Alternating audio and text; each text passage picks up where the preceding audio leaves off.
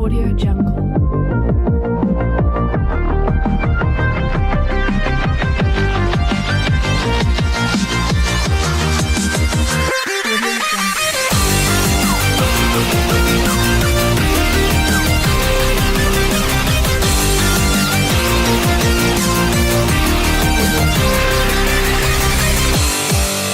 What's up, guys? Mike Penta here with the Mind Gym Podcast, and today I have my guest, ultra marathon runner, coach of Montville High School, Steve LaBranche, and we're going to talk a little bit today about setting up and how he started getting into the ultra marathons, the 100-milers. Is it all 100-milers, or is it more? Yeah, ultra marathons, anything over a marathon, which is 26.2 miles. Generally, it's broken up to 50K, which is 31 miles, a 50-miler, 100K, 62, and then probably one of the longest ones is a 100-miler, but they're starting to get into 200 miles now, so crazy. 200 miles. I don't even know where to start with that one, but we'll talk about all that. We'll talk about how he got into it, how he sets himself up for success with these ultra marathons, because most people who are listening, or my listeners, are just starting off trying to run a 5K. I've gotten a lot of feedback from people over the last couple weeks. It's the new year. It is actually January 1st when we're filming this, and a lot of people have been sending, hey, I want to start a 5K. I just did a challenge where I was running 3 miles a day every day for 30 days, and so I wound up doing, and then I added in 10 miles at the end so I can hit 100 miles. So I did 100 miles in 31 days. So people have been just sending me messages, hey, it's inspired me to run just a 5K, and that's awesome. So we're going to go from people watching this show who are just starting off, maybe running a mile or two or a 5-miler, to listening to someone who's literally just crushing ultra marathons. So Steve's on the show. I'm pretty excited to have him on. We've been going back and forth for a couple months now to get him on this show. To me, and I'm a fitness guy, when I talk about mental toughness, I look at anyone who does long distance running as some of the most mentally tough people ever. For me, because I am not a runner. I'm a fitness guy. I've been, a D1 football player. I love to train. I love to lift weights, but I hate to run or do anything that's like cardio related. So when I see that and I see somebody who can actually go for hours and hours and hours and just keep plugging along. I mean, when I run a mile, I know the things that go through my head. They're so negative sometimes, like, oh, you don't want to do this. Why the hell are you running? It amazes me when I see people that can do it for just a day. There's people that do them for a day long, nonstop running, correct? Yeah. So to me, this is savage for me to have you on the show. I'm pretty excited to have you on the show. So you said you were doing thank you 3 miles a day, and then you jumped up to 10 on that final day. So yeah, I did 3 miles a day. So what it was a 30-day challenge. I do a lot of these little challenges. For me personally, I have to challenge myself. We talked about this before. Is I have to challenge myself with difficulty stuff, because to me, working out every day in the gym, it's easy for me. I mean, I own a gym. To walk in here every day and just work out, it's something that just comes natural. It's easy for me. For me to get that satisfaction feel, I need to really put myself through things I don't like to do, and that makes me feel good, and I feel accomplished at that point. So yeah, I set these challenges up. This one was a 30-day challenge. Every day for 30 days, I got up and I did 3-mile run and 300 burpees. So that was that challenge. So I kind of finished off the challenge feeling, well, I only ran 90 miles and only did 9,000 burpees. I'm going to just, Christmas Eve, that was the next day or the day after, and I was like, I'm going to do 10 miles and 1,000 burpees. Let me just finish this off nice and clean. Ooh. So I went from, 3 miles every single day and then just ran 10 miles. What'd you think of the 10-mile run? That's a big jump. It was terrible. I mean, I've done them before. I've done a half marathon before without training for it, and only because we had a member in this gym. One of my original business partners, when we opened this up, we had a member who lost 100 pounds in here. And her goal was to run a half marathon. That was one of her goals. And me and my business partner at the time, were doing a CrossFit competition. He got hurt really bad. He had to have surgery on his elbow. He tore his tricep. So it was not even 2 days later. It was a week later was the half marathon. He was training with her the entire time to get her ready for this half marathon. And he was supposed to run it with her. And he had to have emergency surgery. Ooh. He couldn't run it with her, and he looked at me and he goes, "You got to run this thing with her. Someone's got to run it with her. So you got to go do it." And my wife was running the full marathon at the time, So I was like, you know what? I mean, can it be that bad? I mean, I know I don't like running, but I mean, I'm really fit. I've got to be able to plug along and just get through these 13.1 miles. And it was that bad. I mean, every bit of it. And I ran it with her. But that's how I got in. That was the longest distance I've ever run. I was a football player and a hockey player. The furthest distance I ran was 10-yard sprints, or if I made it to a 99, I have a video of me running 99 yards for a touchdown, and I almost dropped dead of a heart attack at the end because I just wasn't built for that. But yeah, that's how that went. So it was tough. But I'm not here to talk about me. Yeah. I'm here to talk about you. I mean, I got you on the show because I want to hear it, and I know my viewers want to hear this too. So tell us a little bit about yourself. Like, tell us about, your athletic background, growing up, and then how you transitioned over to running these ultra marathons. My background's, I grew up in the region, in the area. I went to Montville High School. Went to the middle school here, and I was running back then, even in elementary school. I remember being in 5th grade, being the fastest kid at Fair Oaks Elementary School. Now, were you always into running or no? I think like most young athletes, soccer first. It was played. I was part of the original Montville Youth Soccer League team. I don't know many kids that just wake up and say, I'm going to be a distance runner or a middle distance runner. And that's one of the struggles. And that's one of the struggles in the area is that there's not a really good youth development program for runners. Yeah. They don't get the opportunity to discover what running is except through other sports. And is that in other states? Do they have those programs? Yeah, like other a youth towns. Wrestling program or a youth running program? Yeah, other towns. Tolland has got a very successful high school program. It starts in the elementary program. The middle school's good. I mean, they start early. And it's It's not a program. It's just they have opportunities for kids to go run an age-appropriate distance. Like, you hate doing a 10-miler. Imagine being a 6, 7, or 8-year-old. It's the shortest race you could jump into is a 5K. Wow. And it's not necessarily appropriate, but I'm hoping my daughter, like I said, my wife loves running. Yeah. It's crazy. We're completely opposites. I'm hoping my daughter wants to pick up on it because she likes to work out. She's only 4, but I'm hoping she likes to run. I would love people. I love running. Like, I hate running, but I want to love running. I look at people going out for a leisurely stroll like every day, and they're like, "Oh, I love that. Felt so gratifying," and I want that feeling. I guess. Yeah, I envy that. It was interesting because when you were talking about.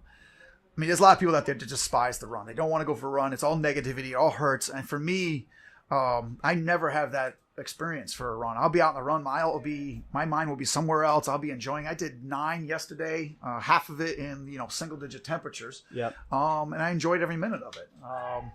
It's just a different mindset. I want that. Yeah. I want that. So I don't know. It is hard when I talk to people and they're like, I can't do it. I can't say, what do you think about, et cetera? And I'm like, my mind goes places. I don't think about work. I think about my next race. How am I going to get the next race? How am I going to train to get ready for the next race? So we'll backtrack that. So how did you get in? So you were a high school track star. Yes. You went to college for track, or? I went to college. I ran track. I went to college at WPI. Okay, Mr. Mass. Immediately showed up. I was their top middle distance runner right off the bat. And eventually, by the time I graduated, we had 4 of us middle distance guys that were able to go to Penn Relays, which is a pretty famous track and field event. Yep, I've heard of it. We haven't had a runner since 1917 at that point. So it was the first time we had runners there. And this is 1996 for me. So it was a big sense of pride for that, to bring back that. So I grew up as a middle distance speed guy. I did cross country in high school as well as in college, but the strength was middle distance. My coach in high school, and he helped me in college, was a local, him and his wife, Jeff Moore, and his wife is Jan Merrill Moore. And Jan used to own several American records in the middle distance, Olympian. Wow. So I was surrounded with people that would help me be successful in speed events, middle distance events. So I went to college, and upon graduating college, was in the Air Force down at Fort Bragg. Oh, wow, I didn't know. Yeah, I did 4 years down there, and I trained with the Army racing team, and they were into 10-milers, 10.5 marathons. Yeah. And that was a big jump. I was like, all right. So I did that for a little bit, did my first half marathon, actually after leaving the military, so I was about 2000. And I actually took, at that point, I took about 10 years off. Oh, wow. From running at all. From running at all. And I think it was really, you're looking at that point, it was, I think, 4 years, 4, 8, 16, so 18 years of running of my life at that point. So I took that 10-year period off, and then when I got back into it was to balance work and life, okay, because work was really overwhelming at that point. I need something to say, leave me alone. I need to go get away. Yep. And it was actually my coworkers. You work at Electric Boat, right? Now I do, yes. Okay. Back then I worked for an IT consulting and outsourcing firm. Oh, wow. So I did a lot of travel. But I had staff that worked with me, and they were going to do the Disney Marathon. Yeah. And they're like, you've done everything, but you haven't done a marathon yet. I'm like, no. Why don't you do Disney? I'm like, well, if I'm going to do a marathon, I'm doing Boston. Yeah. Boston Marathon's the premier event. So I got back into it. This is probably, I want to say 2009. Got back into running. I was going to train for Boston. You have to qualify for Boston to get in. And ran my first Boston the year of the bombing. Oh, So, wow. Yeah. But before the bombing discussion is I discovered a movie about the Western States 100. That's the oldest 100 miler in the world. It was started in 1974. And it was so motivating to know you could be on trails forever. Yep. So I decided I was going to after I run Boston, I was going to make an effort to get into the Western States 100. Now you have to qualify for that? Or is that... Yeah, it's you have to qualify by running. They've got a list of 100-mile races that you can use as a qualifier, and it's a short list. I mean, I think it's maybe 3 dozen races across the globe, of which 2 dozen are in the U.S. Oh, wow. So you have to run one of those, and then you get a ticket, and it goes into a hat, and they pull out 250 names. It took me 4.5 years before my name got pulled. So every year I had to run another 100-miler To get into it. to get my chance in. Yep. Wow. So I got the passion to run these races to try to get into Western. And once I got into Western, that led into a whole bunch of problems, because once I got into Western, it suddenly realized Western is the first of what's called the Slam. Yep. And the Slam is 4 100-milers over 11-week period. They started that in 1986. Since 86, there's only about 300 people that have ever finished it. So Western's the first one, so you have to decide right off the bat, well, if I'm going to do it, You're going to go for it. you got to go for it. And I remember the moment a friend of mine reminded me, he says, hey, you said you may do the Slam once you get into Western. Are you going to do it? And I remember I had that oh shit moment. Yeah. I did think I was going to think about this before. And I remember having Everything sounds like a great idea when you're in the moment and you're pumped up and you're like not on the chopping block and have to make that commitment. Everything sounds great. I've done things where I'm like, this is going to be awesome.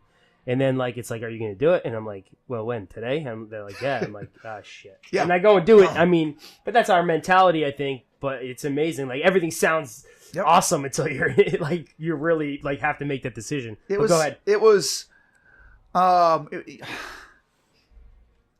guess the hesitation back then, I mean, I said I was going to do it. The hesitation was the sudden realization. This is a big deal. Yeah. There's a commitment. To train for is one thing. I'm not worried so much about that. I had the family support. I had the ability to do that. It was risk of failure. Because suddenly I elevated the game. Yeah. Going into this, the first time I ever did a first 50-miler, I was scared to death. Okay. Yep. What am I doing running for 10 hours? Okay. I've never done anything like that before. Doing my first 100-miler, this idea of running all day, all night, and then see the next morning again. I'm like, I remember both those races were probably the scariest moments of my life of going into something so monumental. So I got to the point, though, you do this a couple times, and doing a 100-miler wasn't as daunting anymore. I felt I could toe the line. It really wasn't as scared anymore. But suddenly to realize I got to do 4 of them. In 11 weeks. In 11 weeks. I mean, how do you recover for something like this? What if I sprain an ankle? That's the thing. Is like people don't realize it's not just going out and running. It's taking care of your body too. I mean, you can go through your first 2 races and then all of a sudden you hurt yourself in your 3rd race. Correct. And like, for people who don't understand this, like when you set goals like that for yourself, not being able, like once you set that goal, it's kind of like you're doing it. And like someone said to me when I was doing that 30-day challenge for myself with the running and burpees, actually Chris, my media guy, who's sitting behind the camera. So I always want to bring his attention to him. Nobody sees him, but he's always back there. He sent me a text message and said, hey man, I give you props if you're going to be able to complete that. And to me, it was like, I didn't even think anything other than completing it. Like unless I was incapacitated, like to me, it was like, the only thing I thought about was like, okay, how am I going to complete this when I have the flu because it was wintertime, and I thought I was going to get sick eventually, especially running outside in the cold. So I was like, my only thing was like game planning to be able to do it when I was sick. So, like, to me, it's like I don't even think that there's any other option unless I'm in, like, the hospital and I can't physically do it. Like, so, yeah, I mean, that I want you guys to understand, like, that's the mindset. Going into something when you're going to go run 100 milers, you don't even think about not – when you made that commitment, you don't even think about not making it. Correct. Your goal, and you know you're going to do it. And then things come up sometimes, and it's like that's the scary part is, like, what if I can't? Then I feel like – I'm disappointed. And that was with me, even with this thing. I was like, man, what if I get really sick? Like, that's my biggest fear. I'm not a fear if my knees blow out. I could still do it. I'll crawl it. Like, to me, like, that's how I am. I'm like, I'll crawl this thing, or I'll do one burpee every minute as I'm throwing up. I don't even care to me, that was my mindset at the end of the day.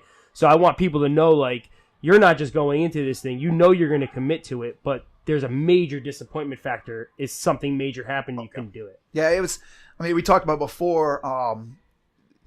The only way. I mean, I say the only. I think you have to come into these races, 100 milers, 50 milers, and I'm going to even go lower that. Your first 5K. Yeah. Okay. You cannot be an ounce of doubt. It should not even cross your mind that, oh my gosh, this is hard. I might not be able to finish. And if you're in the middle of that and you think I'm going to quit, you've just put up a massive mental barrier. And again, it could be your first 5K. For me, it was a 50 miler, then 100 milers, and never in any of these races that have I ever crossed a situation where I was like, man, this sucks. I think I'm going to need to think about dropping. Yeah. Okay. Going into it, you toe the line. You know this is going to suck. This is going to hurt. This is going to be miserable. It's going to be hard. It's going to be cold. It's going to be and you just know. Guess what? You deal with it, and there's tools in the bucket, okay, that you can use to try to combat these situations that are going to come up. What you can't, though, it addresses, you fall and break a leg. Yeah. Okay, and there was on the slam, there were several folks that did not finish because they had, an injury, and it's like I was very fortunate to go that long and do some of this because these are not roads. Yeah. These are some nasty trails in the Colorado. I'll pick out Colorado, the mountains. There was boulder hopping going on. So it's kind of scary, but for me going into the slam, it wasn't necessarily a question of self-doubt. It was, I've signed up for something that's more difficult than I've ever signed up before. The fear of failure was there, but no, there was never a doubt that I was going to be successful. And that's what I want to, talk to people about, especially my viewers, is whether you're going into it, you talked about running, but a nutrition program or a fitness program, if you're setting a goal for yourself, you need to make sure that there's no doubt. Tell yourself, I want you to make sure that if you set that goal, that's all you think about is you are going to complete that task and reach that goal. I think that's another big reason why people fail sometimes is they go into it, say, oh, I want to lose 20 pounds, and then they're already thinking about, well, what happens if I don't lose 20 pounds? Or what happens if I go out to eat dinner and I can't stick with they're already thinking about all the reasons why they can't do it. I think it's very important when you start a nutrition program or a fitness program to only think about how you're going to complete it. I think you need to not obsess about it, but literally, these are the ways I'm going to complete that task. And there's no doubts in your mind. And, if something comes up and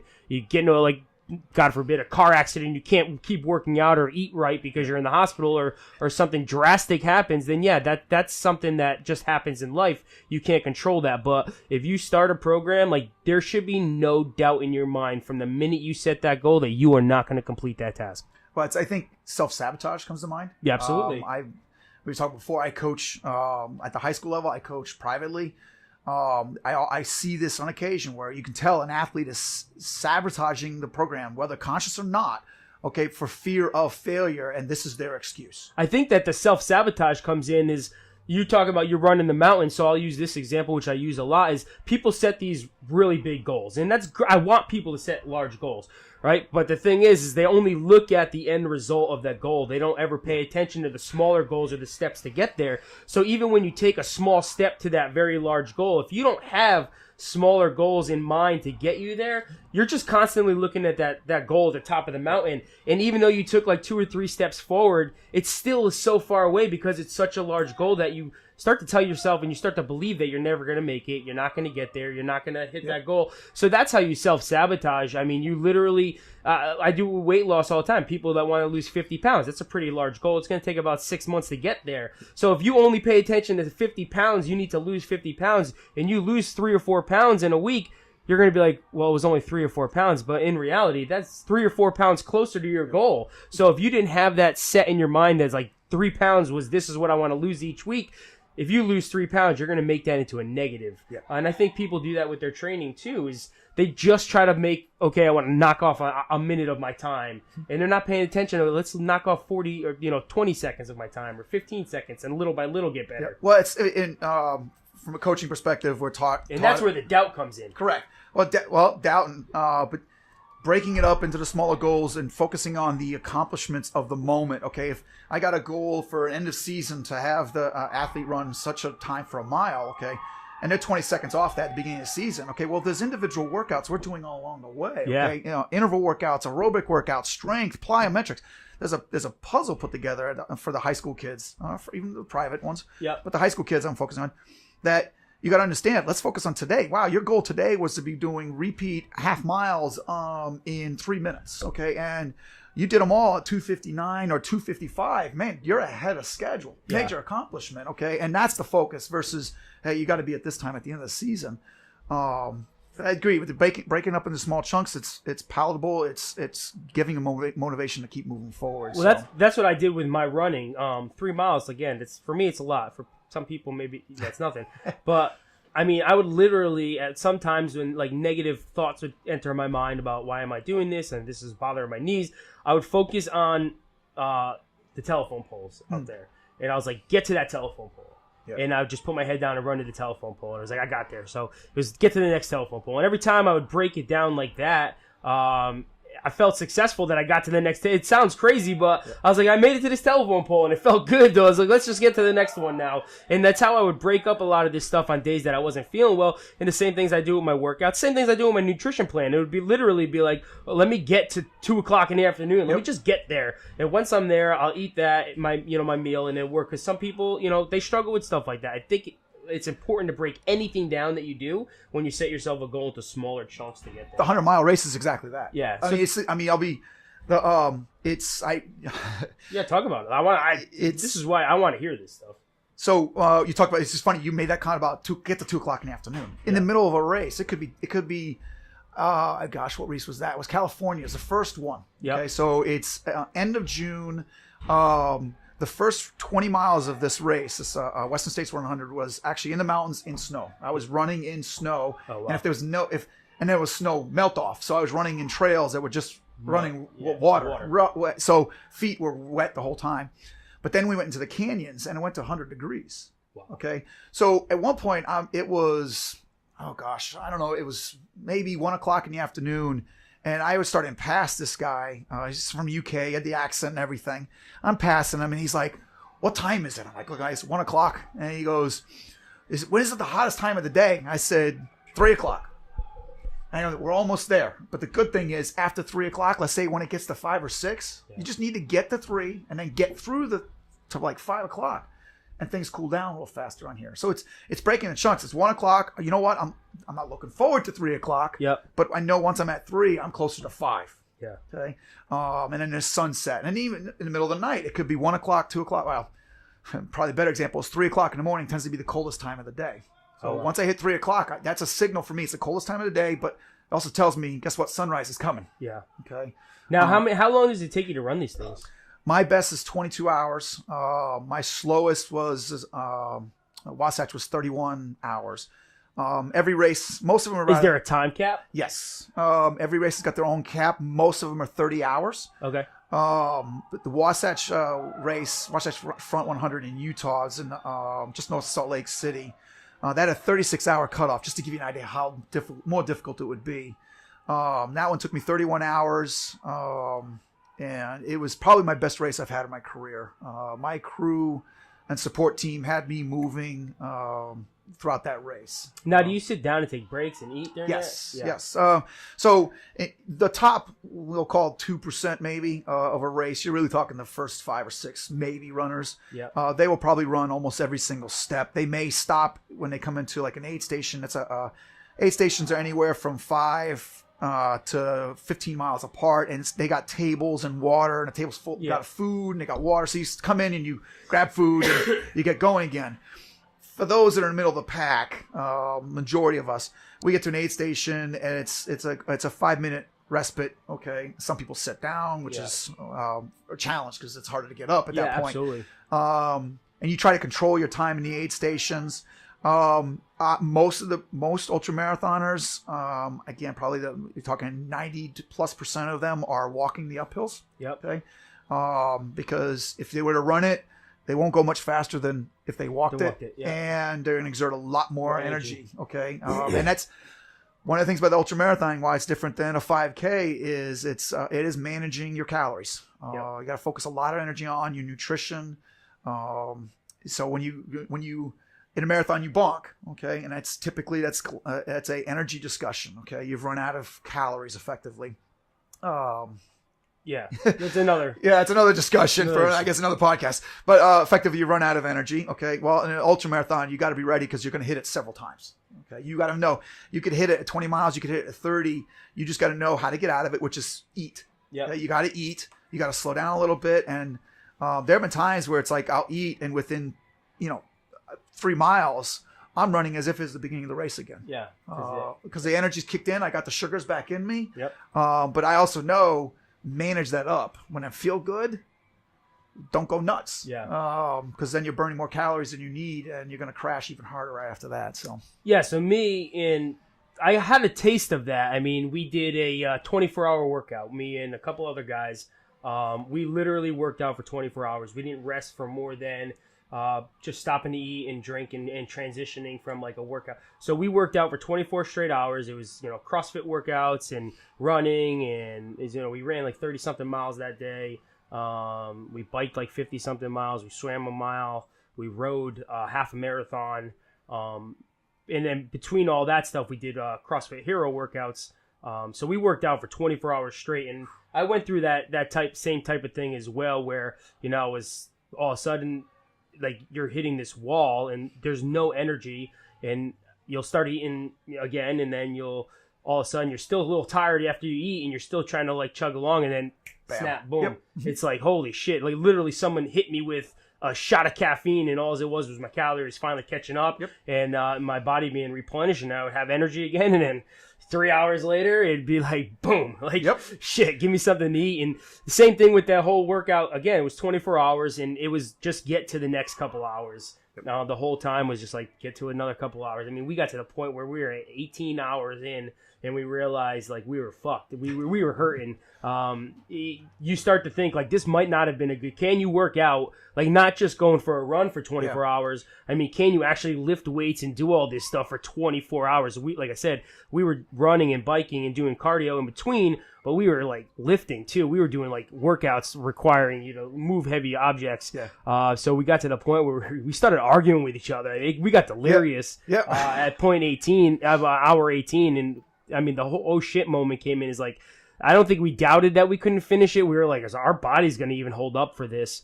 But they did. I mean, the mind gives out a lot earlier than your body ever will. The most powerful thing that you have is you'll pass out before you die if your body's ready to give out. The odds of you dying from doing something, there's defense mechanisms you have that'll put you out to make sure that you're safe. Most people will quit way before that even happens. So yeah, I love to teeter with that. I love to say, okay, like how far can I press that, like to the point where I may like not die, but like get to the point where my body's going to be like, dude, it's your body now. It's not your mind. Yeah. I try to explain to the high schoolers that the body likes the couch. The body likes fats. Okay. It's least work.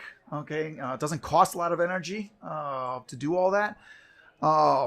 the mind is constantly trying to get there, get to that couch. So while you're exercising, the mind is like, hey, I really don't think this is a good idea. And it sends signals. Yeah. Okay. Your knees hurt. Your quads are sore. It's doing what it can to get you to stop doing something. Doing this. This is not ideal situation. And one of the things I talk about from an ultramarathon perspective is that the brain is constantly trying to fight for energy. Okay. With the muscles. At some point, the brain starts sending signals to the muscles that, hey, muscles are sore, you're tired, your knees are hurting, because the brain's figured out that there's not a lot of glycogen left. There's not a lot of energy here that's going to be able to get them through the rest of the day and the night, tomorrow, whatever. So it starts sending you signals to stop. And that's where doing what they call goo packs or getting, M&Ms or sugar in you kind of fools the brain for the brain to suddenly think, oh, I got plenty of energy here, I can keep going. And suddenly those legs, they don't hurt anymore. The knees don't hurt anymore. Like I said, that entire raid, the 24-hour workout that I did, I didn't eat anything but sugar. I don't think I had there was no protein. All I ate was sugar and drank pickle juice when I was cramping. Oh, pickle juice is hugely popular in ultramarathons. I just found out about it because I got to a point where we were doing a workout that required us to do 10 miles and 150 burpee pull-ups. So I got into like the 4th or 5th mile. We broke it up, a mile and then 15 burpee pull-ups for 10 rounds. And that was like, we were already, I think, like 14 hours in, and I start cramping at like mile 5. And like, I'm walking, I'm trying to run on my heels because my legs are locking up. And I come back inside, and I'm just fighting through the pain, and it was painful. And I went back out, and then someone literally, when I came back in, is like, drink this. I'm like, what is it? Literally, two big glass jars of pickles. They're like, just drink it. And I drank it. And I did my burpee pull-ups, and I wouldn't say my legs felt like great, but my cramps like subsided, and I was like blown away. Like all I cared about was, I didn't care that I already had after pain from all the cramping in my legs, but the Charlie horses were gone. They weren't coming back, and it was like, I was like, holy shit. But yeah, other than that, all I ate was sugar and nothing else. I must have ate, oh God, probably 1,000 grams of sugar that day. I wouldn't be surprised. The amount of calories I get in from eating at a race is ridiculously high. So I was going to actually mention one other, about the mind over the body aspect. I'm going to get the details kind of not exact, but there was a study where they took some rugby players and put them on a bike, and they said, okay, go as hard as you can for about a 15, 20 second period, and they got a power output, max power output. And then they said, all right, all you guys, I want you to bike at, I think, 80% your VO2 max, okay? And go as long as you can. And they go for less, or 80%, probably about 100% VO2 max. And they go for like 30 minutes, 45 minutes, whatever. Basically, they went to the point they felt they couldn't go anymore. Okay? And that could have been like a half hour, 45 minutes, or an hour, whatever. The player would come back and say, I can't pedal one more time. And the scientist then turned around and said, look, all right, fine. Just give us another 10 seconds, all out. And there was an incentive. Or is it a Milky Way? I don't know what it was. Okay. Ironically, the rugby players came back with that 10-second output again at the end, nearly matched freshness at the beginning. And that demonstrates when your legs hurt, your knees hurt. You all think it's your body can't go anymore. But mind telling you. It's your mind telling you. You got to turn the mind off and change it, okay, and to get the results you're looking for. Now, take me before we finish up. We're kind of coming down to closing time, but like, tell me about the Grand Slam. Grand Slam. Tell me about how did you approach it? Your experience. It was 11 weeks from start to finish. And, how did you approach that entire thing? So first off, I talked to other slammers beforehand. They said, don't start in peak shape. Okay, you have to go in good shape, good enough shape, but don't go in peak shape, because after peak, you start coming down. Okay, you cannot sustain a peak for 11 weeks. So it was interesting going in. I was not in the best shape of my life going into it. I'm not sure I hit the best shape of my life, actually, even during it. But once the first one was over, and even the mentality of every single race was, all right, toeing the line, my job is to get this one done. Just finish it, okay? But give me enough cushion that I'm not flirting with what's called a DNF, do not finish, okay? That's that. You don't meet the cutoff. So everyone was let's just get finished. And then in between, with a 2-week recovery, or 1 to 5 week recovery, it was a 2 week after the first and second, it was a 5 after the second and third. And then from third to four was another 2-week recovery. I tried massaging. I went to a local masseuse here. I did that. Nutrition, foam rolling, stretching on a regular basis. Wasn't training much in the middle of all of it. Yep. So usually it was half a week to 3/4 of a week completely down, and then get some loosening up, some jogs in. In that 5-week period, though, it was ironic. In the middle of the 5 week, I was bored. I was like, I got to do something. So a couple friends of mine who do ultras as well, we met up and ran Mount Washington. Did what's called the Prezi Traverse, which is I think 20 miles, 10,000 feet of elevation gain. In the middle of all of that. What an animal. I wanted to do something challenging. You got bored of running 100-milers. Like, you needed more. I got bored waiting for the next 100-miler. Yep. The last 100 sleeping. The last 100 was the most difficult. What race was that? That was in Utah. That was Wasatch 100. It was probably the one I was most afraid of, I think. Leadville in Colorado scared me. That was the third one because of altitude. I'd never been that high before. But the fourth one, that's when it took me 31 hours. But I did not have the motivation once I started. The gun went off, and I'm like, I really don't want to be here. And for the first several miles, it was like, I really don't want to be here, really don't want to be here. And at one point, I kind of looked up. It was like 10 miles into the race. And I looked up and I saw the mountains. And I realized I'm in the middle of this beautiful mountain range. And I get to be in here for a whole day, a night.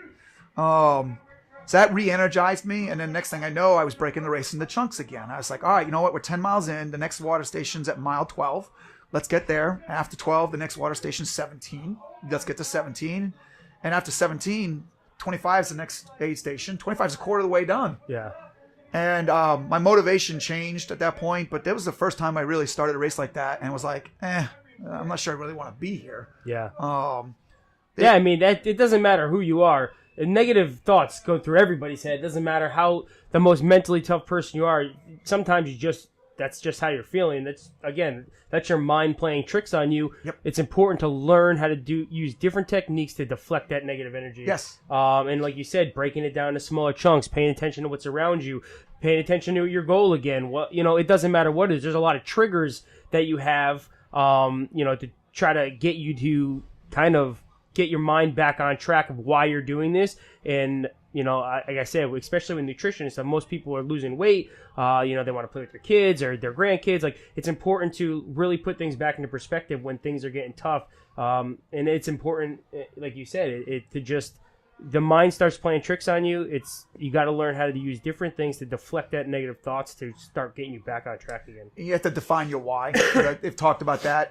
That's huge now. Yeah. Everybody's talking about their define why. your why. Define your why. Yeah. Why are you doing this? Correct. And for me, it was very simple. It was just a challenge. I wanted to understand do I have a limit? I started that a long time ago when I first got into ultras. What's my limit? And I've always said, humanity is limitless. Okay, you just need to put your mind forward. You got to commit it to it, and you're going to accomplish great things. And I tell you, we talked about before, 100 miles is very, very difficult, very, very far. There are 200 miles out there. There is a race called the Badwater. There's the Barclays Marathon. It's another 100 miler. That's I think it's they have a finisher once every 4 or 5 years. So you search for it, push your envelope. If it's a 5K, if it's benching 100 pounds, whatever it is, if it's a lose 20 pounds, remain committed to it. You can get it. You just have to be committed to it. That's awesome. We're gonna leave off with that, but talk a little bit about your training, your programs, working with kids, and all that stuff. I got beside the day job and the running and the family, I coach at the local high school. I go head coach for Montville High School cross country, and the assistant coach for indoor track and outdoor track. I coach the middle distance kids there. Program's going really well. We've got some top athletes there, but I also coach on the side. I've got about a little over a dozen athletes right now that are preparing for marathons, 5Ks, and ultra marathons. My own business is leapcoaching.net. You look it up, and if you guys want to reach out to me and get some ideas on how to get ready for your next running event. Well, I think my biggest hole is in training my athletes is their endurance portion of it. Mm-hmm. I research, I study it, but I don't understand it as much. because I don't actively do it. Yeah. It's like anything else. So I think for me, I think I'm going to have you start working with our athletes in here, which I'm pretty excited about to see if you have time to do that and work with these guys and try to get some of these athletes, running better and better endurance and stuff like that. So I'm going to be reaching out on your website and sending you messages. Cool. Now, guys, but seriously, if you're interested in running, this is the guy to go to. Like I said, I found out about Steve a while ago, and I've been trying to get him on the show for quite some time, and I'm pretty excited. So if you're into running or distance or whatever, reach out to Steve. Like I said, I'll put a link in when I post this of his website, and you guys can reach out to him and get some information. I mean, because tell you what, he's an amazing guy. I'm so impressed with what he does. Again, if you think it's easy just to run, not if it's difficult to run 100-mile, or try doing it with a family, with a job, coaching, you got to get these miles in, and it's even more impressive to me to see that somebody can be that committed and have all those other responsibilities as well. He's not a 21-year-old kid just lounging around, committing his time full time to running. He's committing his time to life, and this is a hobby that he's still able to get this stuff done. So again, Steve, thank you so much for being on the show. It was great. I'm really excited to have you on and talk to you further once we get these cameras off. So thank you. All right, man. All right, guys. Thank you for checking in with this week's episode. Next week, we'll have another episode of the Mind Gym. And again, please pay attention to what we talked about today. And again, reach out to Steve if you have any questions. Thank you, guys.